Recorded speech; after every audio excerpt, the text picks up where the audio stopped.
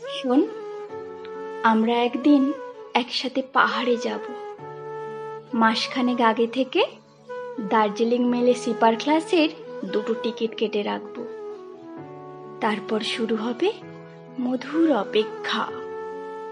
রোজ 4 বেলা 10 বার করে দিন গুনবো। আর 25 দিন, আর 15 দিন, আর 7 দিন। তারপর সেদিন সন্ধেবেলা যখন ট্রেনের বাঁশিটা বেজে উঠবে প্ল্যাটফর্ম কাঁপিয়ে, তখন আমরা দুজনে সাইড লোয়ার সিটে হাতে হাত দিয়ে পাশাপাশি বসে শুনতে পাবো একে অপরের হৃদস্পন্দন।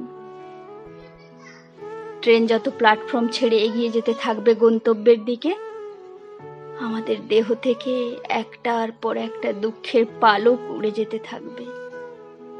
কত হার, কত হতাশা, ডিপ্রেশন, ভেজা চোখ, কত দূরত্ব, ঘুম না আসা রাত্রি, চোখের তলায় অন্ধকার, বাড়ির সমস্যা, কাজের সমস্যা, সমাজের চোখ রাঙানি, কত সমালোচনা, কত ম্যানিপুলেশন, কত নিন্দে, কত মিথ্যে।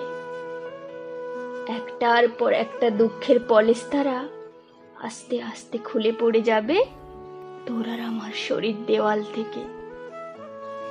ঘুমের ওষুধ ছাড়াই ঘুমিয়ে পড়বো আমরা সেই রাতে। কে জানে কত মাস পর। পরের দিন গাড়ি ধরে আমরা যখন ধীরে ধীরে এগিয়ে যাব পাহাড়ের দিকে, আমরা বুঝতে পারবো আমাদের মধ্যে একটা ত্রিকোণ প্রেমের উপস্থিতি। তুই, আমি আর পাহাড়। এই নিয়ে আমরা কেউ কাউকে অভিযোগ করব না।